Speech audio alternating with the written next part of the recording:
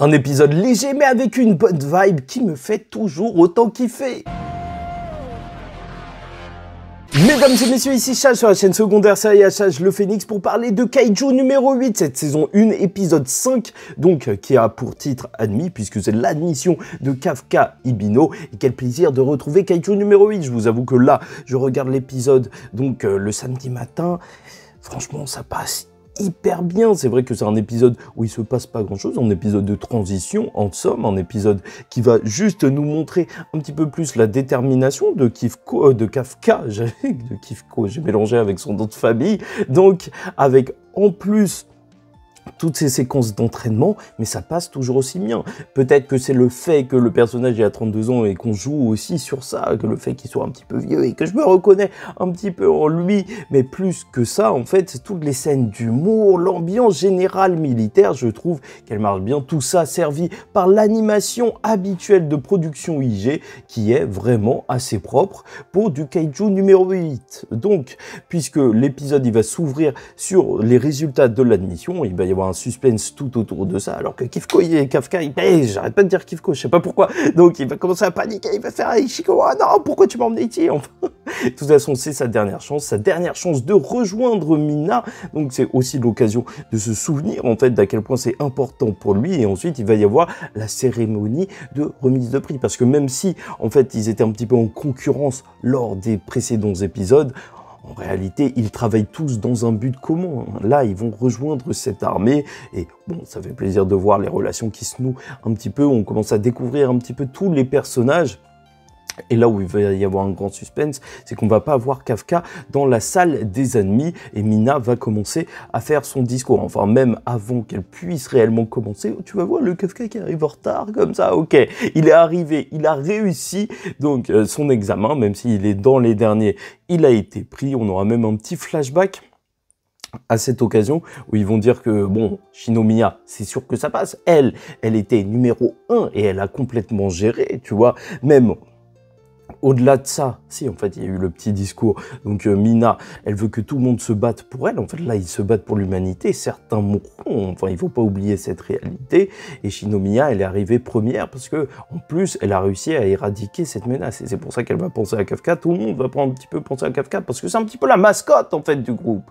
Et ça, c'est génial. Oui, on a besoin d'une belle ambiance quand même. Et donc, lorsqu'il va arriver, tu vas avoir ce petit flashback, après le soupir de soulagement de le voir, où on va découvrir qu'au début, ils ont vu que ses résultats étaient médiocres, ils étaient carrément nuls, voilà, et c'est pour ça qu'il est intégré comme aspirant, mais c'est pas Mina qui va émettre une objection, et ça, je trouve ça intéressant, dans un sens qu'elle ne veuille pas trop s'immiscer, donc dans la vie de Kafka, elle va pas le faire rentrer juste parce que c'est Kafka, mais c'est Oshina, donc le vice-commandant, qui va vouloir le recruter, et ça, c'est intéressant, parce que au-delà de l'aspect marrant, parce que oui, c'est très drôle d'avoir cette petite mascotte et tout pour détendre l'atmosphère, il a réussi à trouver la faiblesse des kaiju, mais plus que ça, il prévoit de faire une enquête et il trouve ça bien trop mystérieux qu'on ait détecté un énorme kaiju et que ces données aient disparu à notre très cher Kafka. Comme quoi, là, je te le dis en fait, ce qui est bon avec Kaiju numéro 8, c'est ce rythme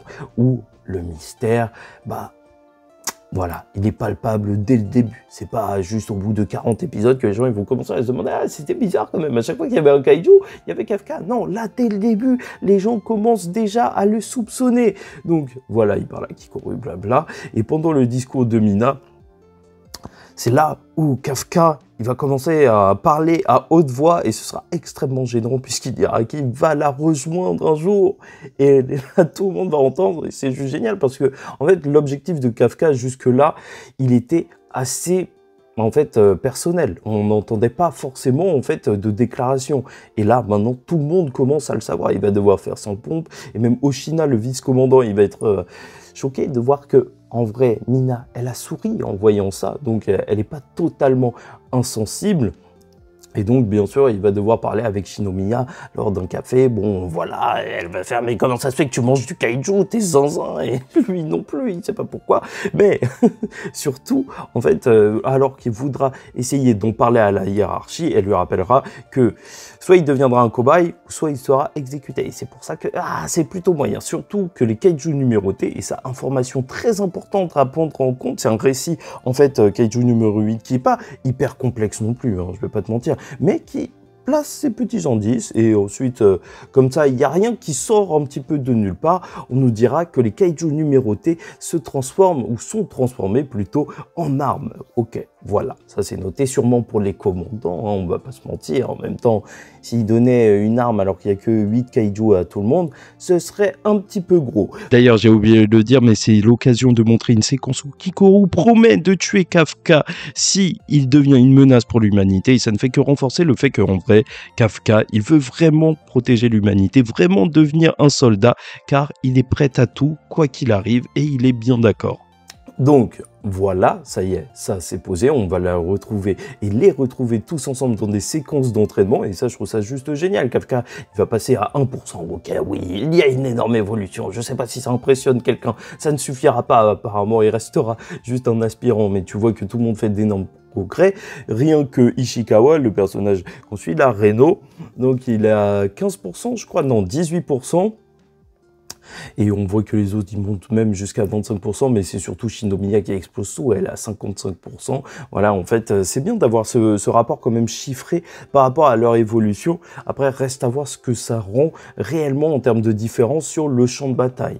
Et là où ça va devenir un petit peu plus intéressant au niveau de Kafka, c'est que on va les retrouver dans une scène de bain, tout le monde va commencer à parler, voilà, des petites blagues sur le fait que Kafka est musclé, mais bon, il a un gros bide, voilà, mais en même temps, il est vieux, il a 32 ans, oui, tout le monde rigole, et c'est une ambiance qu'il dira, ne pensait pas pouvoir retrouver, enfin, ça faisait depuis longtemps qu'il n'était pas dans cette ambiance, un petit peu, cette ambiance jeune, en vrai, cette ambiance de groupe, même, alors que le Kafka, c'est vrai qu'on l'avait vu au début de la série, et ça parle, est-ce que Kaiju numéro 8, ça parle aussi un petit peu d'isolement, je sais pas, mais en tout cas, il vivait un petit peu seul dans son coin, voilà, il travaillait, il était dans sa chambre, son appart, et ouais, c'est tout, il regardait la télé, enfin, vie un petit peu triste après avoir abandonné son rêve. Là, il est en train de vivre son rêve avec d'autres personnes, et ce sera surtout l'occasion, non pas de comparer sa musculature, mais de commencer à parler de Mina, en fait, alors que tout le monde va dire pourquoi ils ont rejoint l'armée. La plupart des gens, c'est grâce à elle, en fait,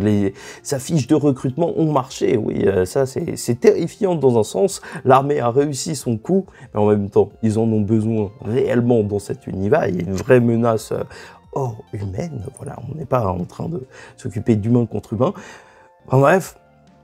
Donc, et ce sera bien sûr la révélation de Kafka qui dit en fait c'est mon ami d'enfance et tout le monde veut tout savoir, et c'est normal, même nous on veut tout savoir, tu vois. Leur relation, c'est un des trucs qui pousse énormément la série, et voilà, ils vont terminer, ils ont trop chaud et compagnie. Shinomiya, elle va s'entraîner un petit peu avec Mina, ça c'est plutôt cool en fait de voir que Shinomiya, elle vraiment, elle vise le haut du panier, et bon, voilà, encore petite séquence d'entraînement, et tu les vois pas juste faire des trucs physiques, mais aussi un petit peu de stratégie militaire et compagnie. Tu vois même le tigre qui passe de temps en temps à côté de Kafka et qui, il le s'emballe, et il a raison.